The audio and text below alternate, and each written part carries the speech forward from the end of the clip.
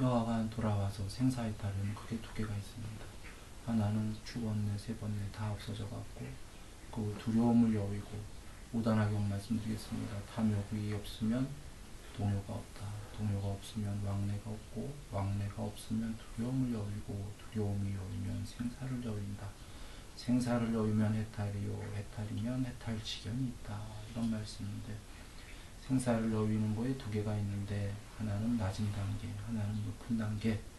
낮은 단계는 계목이 100% 청정하면은 해탈이라고 부처님이 얘기하셨습니다. 그때 생사를 초월하게 된다. 두려움이 없고 생사를 열기 때문에 낮은 단계에 해탈을 할 수가 있다. 높은 단계는 삼배가 높고 본성이 깊게 드러나갖고 불멸의 그 이름할 수 없는 실제의 불성이 드러난다. 이게 높은 단계인 거죠. 낮은 단계는 그게 조금만 드러나더라도 초월할 수 있습니다. 왜냐하면 죽었네, 세번네가 모두 없어지는 게 세상을 좋아하지도 싫어하지도 않고 어디에도 의지하지 않고 머물게 됩니다. 두려움이 없게 되면 신에게도 의지하지 않는다. 필요 없다. 그때 자타 없이 생사를 초월하게 됩니다.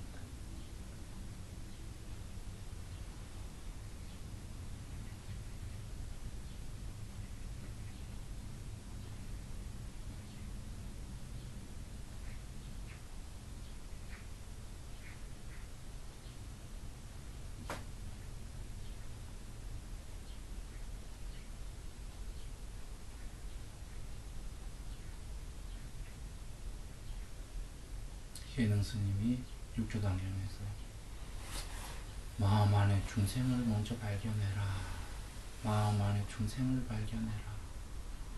라고 하셨고 중국 조사죠. 그리고 부처님의 행을 해라. 그럼 부타다.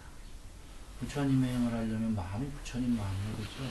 행은 마음 다음에 나오니까 당연히 부처님의 행을 하면 부처님이죠. 그런데 마음 안에 중생을 먼저 발견해라. 중생이 뭔가요?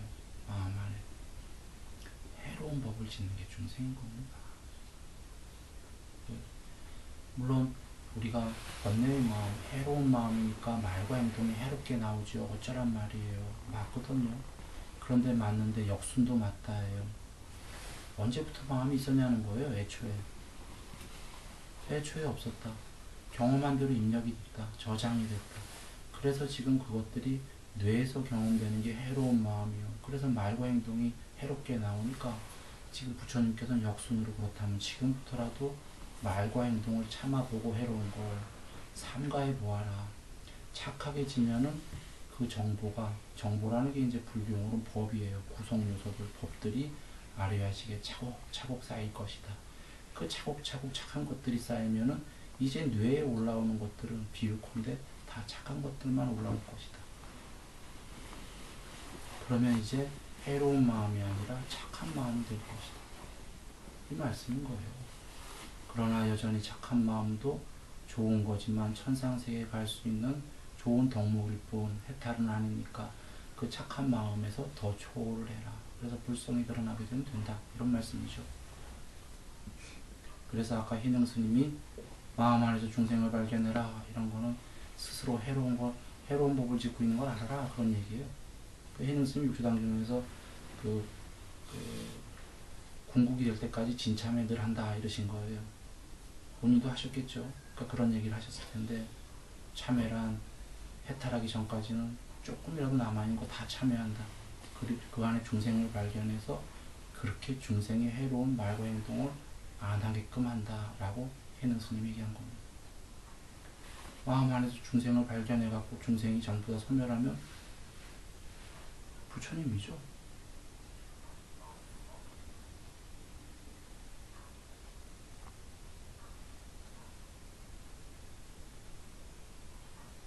돌아와 요약합니다. 마음 안에서 부처님을 드러나게 하는 길은 부처님을 찾으시는 길이 아니에요. 마음 안에서 찾을래야 찾을 수가 없습니다. 본래 이 안에 불성이지만 안팎 없이 어찌하면 됩니까? 중생만 없애면 됩니다. 그때 부처님이 드러나고 불성이 찾으려고 하면 영원히 실패할 겁니다. 어찌 찾을 거예요? 중생 때문에 가려져 있는데. 무슨 얘기냐면 해로운 법 때문에 가려져 있다. 해로운 법을 짓고 있는 동안은 발견할 수 없다. 해로운 법만 걷어내면 된다.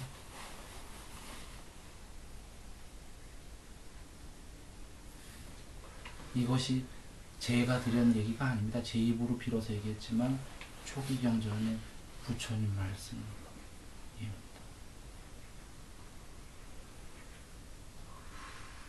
계목을 해갖고 해로운 법들을 걷어내라. 그런데 중생이 삼매와 본성이 없이는 계목 100%가 불가능하다. 그래서 계목 어느 정도 한 다음에 삼매해라. 삼매하면 본성이 어느 정도 드러나니까 그 본성의 힘으로 또 계목을 더 해봐라. 또 계목을 조금 더 하면 더 높은 삼매가 되고 더 높은 본성이 드러나니까 또 더 계목을 해봐라. 이렇게 해서 계목이 100% 될 때까지 삼매와 본성 없이는 중생이 계목 자체로는 100% 불가능하기 때문에, 그래서 계목이 100% 된 것이, 계목 100% 삼매와 윗바사나 어느 정도만 된 게 낮은 단계의 해탈이에요. 경에 계신 말씀입니다. 높은 단계에 아까 완전히 불성이 드러나는 건 계목 100%, 삼매 100%, 윗바사나 100%. 이게 제일 높은 단계. 양면해탈. 이 양면해탈이라는 건 심해탈 플러스 윗바사나 해탈이에요. 양쪽 다를 이루었다. 부처님께서 나는 양면해탈한 자이고 이보다 더 높은 해탈은 없다 이러셨습니다. 지금 초기 경전을 결집한 500명의 아라한들께서는 많은 아라한 해탈하신 분들 중에서도 양면 해탈하신 분들로만 500명이 뽑혔어요. 그리고 아까 그 양면 해탈 아닌 거는 희해탈. 희해탈은 아까 삼매와 윗바사나 그냥 어느 정도만 하고 계목 100%는 희해탈이라고 했습니다. 계목 100%가 그래 중요한 거예요. 중간 정도의 윗바사나 해탈, 대념적인 해탈은 계목 100%, 삼매는 그냥 4개 삼매, 8개 삼매 전부사가 아니라 그 다음에 윗바사나 100% 이렇게가 또 중간 단계의 해탈이가 되는 거죠.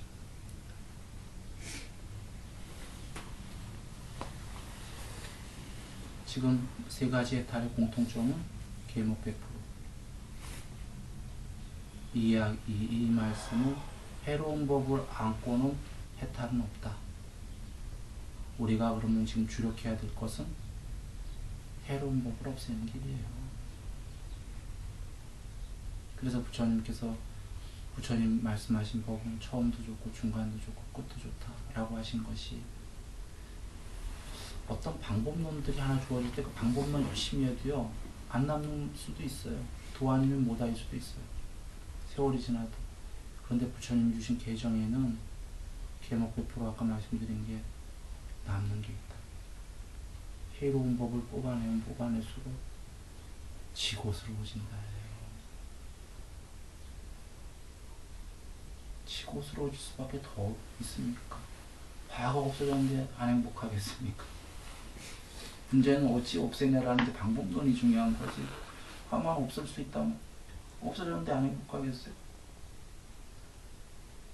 밖에서 어떻게 화를 내게 하건 말건 없다라는 건 그 사람이 얼마나 평화롭길래 밖에서 막 화내게 해도 안 된다 이런 얘기입니까? 상관없다라는 거. No problem. 그래서 우리가 우스개로 그런 얘기 하잖아요. 내가 신이냐 화를 참게, 이 많은 이 세계에서 욕기에서. 그게 정답이었다 이렇게 제가 얘기 드리는 게, 참는 사람이 신인 겁니다. 신이 됩니다. 내가 신이냐 참게, 신이니까 참는 거예요.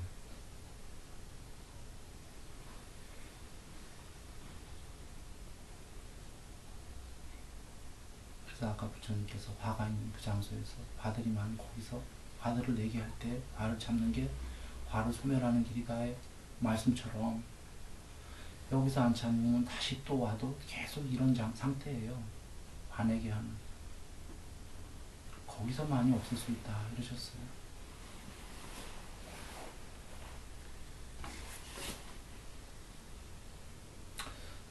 그리고 마음은 화내는 얼굴일 때는 화내는 행동을 할 때 마음이 화가 나서잖아요. 그렇죠? 그래서 우리는 평화롭길 바래요. 마음이 번뇌를 없애고 평화로운 마음이기를 원하는 거죠. 평화로운 마음이기를 원한다면 아까 해로운 법을 하지 말아야 되는 게 해로운 법이 해로운 마음이기 때문이에요. 예를 들면 매일 화내면서 화내는 마음이면서 화내는 마음에서 평화로운 마음이기를 살생하는 마음이면서 아까 살생하는 행동을 하고 있다는 건 살생하는 마음인데 살생하는 마음이면서 평화로운 마음이기를 도둑질하는 마음이면서 평화로운 마음이기를 거짓말하면서 평화로운 마음이기를 지금 이루어질 수 없는 걸 하고 있다는 게 이해되십니까? 해로운 법을 하고 있다는 건 해로운 마음 상태인데 해로운 마음이면서 늘 평화로운 마음이기를 하고 이루어질 수 없는 것을 하고 있는 거예요. 그 시간에 우유에다가 젓가락으로 우유를 줘야 된다. 그 짓는 게 뭐냐면 아까 해로운 마음으로 짓고 있는 거를 삼가야 된다.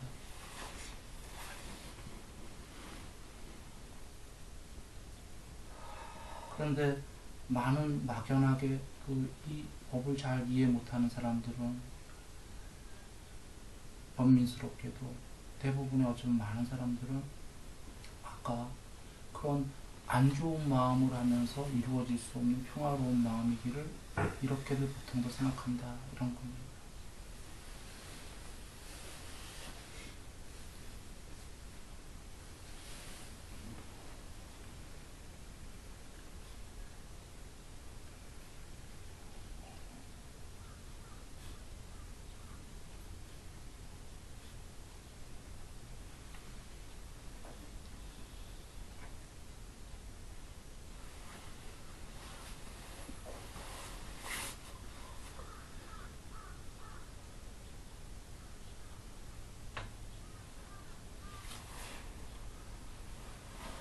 계목을 상가한 다음에 속냄을 안으론 속냄을 참고 밖으론 남을 돕자 이렇게 길들입니다.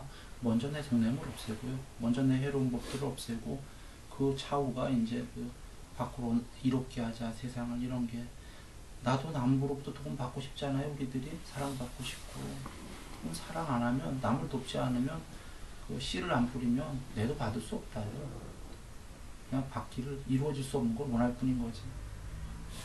어제도 잠시 얘기 드렸지만 어제 드린 거에 뭐 똑같은 말씀이긴 한데 어느 분이 나이가 들어서 병 들어갔고 왜 뭐 자기 자식들도 나를 안 돌보고 양로원 보내고 주위 사람들이 나를 안 돌봐주고 나 지금 괴로워 죽겠는데 뭐 세상이 이렇게 참 저거 합니까? 신은 진짜 있는 겁니까? 세상 너무 형편없습니다. 그러니까 신이 그 사람에게 내려와갖고 너 젊었을 때 남들 도운 적이 있는가? 주위에 병든 사람 본 적이 있는가? 네, 본 적이 있습니까? 도운 적이 있는가? 없습니다. 마음으로라도 그 사람들을 위로한 적이 있는가? 없습니다. 그대 부모가 아픈 적이 있는가? 네, 제가 젊었을 때 병들었고 아팠습니다. 부모님들을 돌봐주었는가? 아니요. 마음으로는 좀 안 됐다 했습니다. 그래, 너도 그랬잖아. 세상 사람들이 다 그런가? 네, 다 그렇습니다. 다 그렇다며 누가 그대를 도와주겠어? 그대도 그냥 그렇게 외롭게 가라. 신이 그런 겁니다. 아주 공평하다 그러고. 남을 이롭게 해야 되는 게 어차피 우리가 해탈을 못한 사람은 남과 더불어 사는 거고 물론 자타 없애 나면 다 동일한 거지만 사랑받고 싶고 화합하고 싶고 이러지 않습니까? 해탈하게 되면 사실은 자타가 없기 때문에 혼자 완벽해요. 섬에 가든 어쩌든 아니든 여기 있든 완전하다. 그런데 그전에는 완전하지 못할 거 아니겠어요? 서로 간에 돕고 사랑하며 살아야 되잖아요. 내도 그러고 싶고 남으로부터 받고 싶고 내가 안 하면 없다예요. 아까 화내는 마음이면서 지금 평화로운 마음이기를처럼의 모순이에요. 씨를 뿌린 적이 없는데 열매가 나길 바란다라는 게 가능하겠습니까? 씨 뿌리고 물 주는 열심히 방일하지 않고 이 과정이 있어야지만 열매가 필히 있는 거거든요. 그래서 우리가 어쩌면 욥기가 나는 이 그대는 손해봐라에 너무나 전도된 전도 몽상의 세계이기 때문에 나는 그런 씨를 안 뿌렸는데도 나는 그렇게 아무도 안 돌봤는데 나는 받고 싶다에 이런 그 꿈 같은 생각을 하고 있는지 모르겠는데 그건 불가능하다. 그래서 나도 남으로부터 사랑받고 싶고 많은 적을 받고 싶다면 화합하고 싶다면 내가 나가서 남을 도와야 된다. 그래도 저는 여전히 순서를 얘기 드립니다. 내 먼저 닦고. 왜냐하면 어떨 때는 어떤 데들은 이런 얘기들 해요. 세상을 돕는 게 중요하지 그대 하나 뭐 하는 게 뭐가 중요한가 뭐 이렇게 얘기하는데 그게 그래요. 사실 내가 행복하면 세상 모르는 거예요. 이거 죄송하지만 너무나 평화로우면 자타도 없고 사실 세상을 이롭게 한다는 것도 자타 없는 하나이기 때문에 그 궁극이 하나가 되는 걸 알기 위해서 그렇게 하는 거예요. 자비이사가 성냄이 없는 자애의 마음, 잔인함이 없는 연민의 마음, 내 먼저 성냄을 없애고 남을 사랑하러 가라 이 말씀인 거예요. 실제로 이 순서를 바꾸게 되면 그것도 괜찮긴 한데 남을 사랑하러 갔다가 좌절하는 사람 주위에서 얘기 많이 들으셨어요? 어떤 종교적으로 남을 사랑하러 갔어. 전 많이 봤습니다. 근데 내 안에 성내는 걸 참는 걸 먼저 못 배웠어. 가서 좌절을 해요. 나는 이렇게 사랑한다는데 왜 이렇게 나를 힘들게 하지? 원래 힘들게 하는 거다라고 얘기 드렸잖아요. 이 세상. 그래서 내 안의 성냄을 먼저 많이 다스린 사람이 밖에도 사랑을 훨씬 넓게 펼칠 수 있는 거예요. 자의 마음. 그와 같이 드리는 게 물론 밖으로 먼저 이렇게 해도 괜찮습니다만 그래도 순서적으로 드리는 얘기가 내 안에 뭐 소승 대승 얘기들 하는데 소승 대승이 어디 있습니까? 초기 경전에 부처님은 소대승 다 얘기하셨어요. 지금 오히려 불교가 뭐 소승이니 대승이니 갈라서 얘기하는 거지 그런 거 없다. 부처님께서 내 안에 걸 잘 닦은 다음에 순서는 그 다음에 어느 정도 되면 밖에 많은 일을 이롭게 하라는 게 경에 계셔요. 어떤 장자가 그 출가하자마자 바로 자기 가족들에게 이걸 펼치러 가야 되니까 부처님께서 말리셨어요. 그대가 먼저 어느 정도 좀 된 다음에 가라 하시고. 두 가지 이유겠죠. 하나는 내가 어느 정도 돼야지만 내가 행복해야지만 아까 얘기한 대로 밖에 잘 더 할 수 있고, 두 번째로 내가 행복하지 않은데 가서 하게 되면요 이게 사실 자기도 잘 모르는 거잖아요. 그렇죠? 자기도 잘 모르는 거. 저 사람들도 전달이 잘 안 돼요. 그 사람들도 행복할 수가 없다.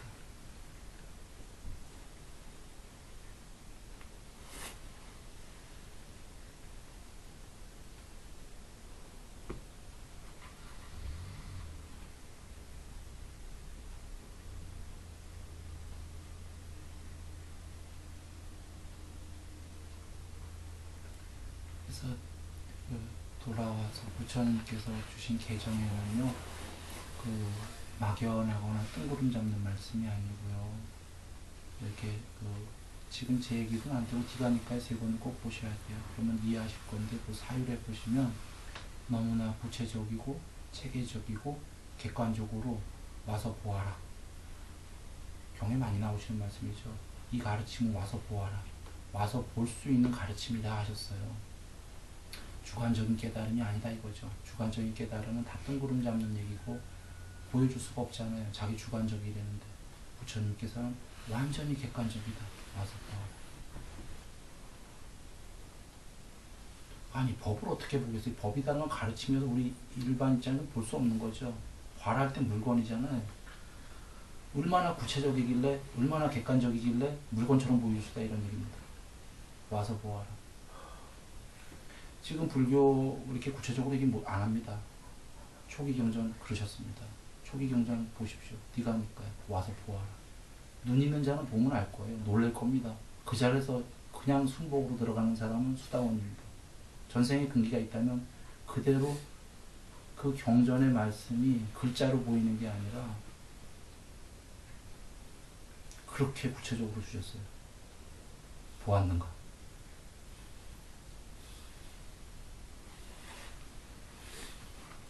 한번들 그 경을 한번 보십시오. 그래서 볼 수 있는 분이 있다면 그 자리에서 그 당시엔 굉장한 분들이 많으셨어요. 말씀을 부처님 말씀 딱 듣자마자 안진뱅기를 일으켜 주신 것처럼 장님을 눈뜨게 해주신 것처럼 막 놀라운 설법을 주시다니 영원히 귀합니다. 그 사람도 전생에 공부 많이 한 사람들이죠. 딱 본 거군요. 그 사람들이 그 자리에서 수다원이었어요. 말씀 한 번 듣고. 수다원이 뭐냐면 최소 2번, 최대 7번 안에 해탈이 예정된 사람들이에요. 예정된 성자입니다. 그 말씀, 부처님 말씀 한 번에 수다원이 돼버린 거예요.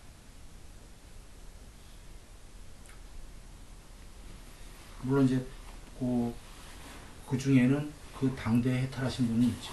이제 그때 해탈 못했다면, 이제 해탈 못하고 죽었다면, 돌아가셨다면 이제 2번에서 7번인데 그때 해탈하신 분도 계셨고.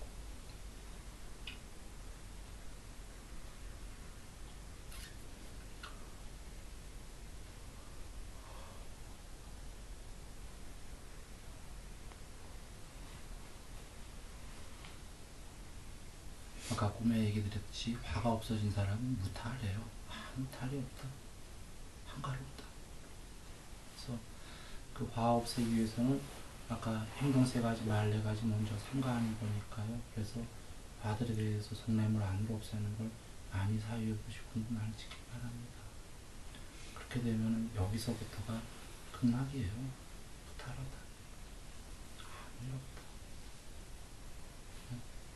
근데 실타래 얽힌 거를 푸는데 시간 좀 걸린다고 생각하세요. 순일이도 저 방부자, 방어할 두려움 자유 있었지만 그 갈 때까지, 극한까지 가고 자살하자 이럴 때 어떤 참여가 되기 시작했는데 그때 그 실타래를 도저히 풀 수가 없다. 이렇게까지 인생에서 꼬였는데 더 이상 무슨 방법이 있나.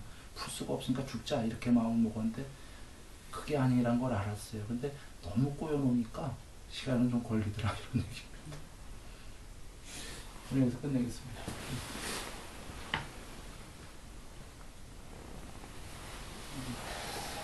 아, 햇빛 좋네요. 오늘 축복받는 날입니다.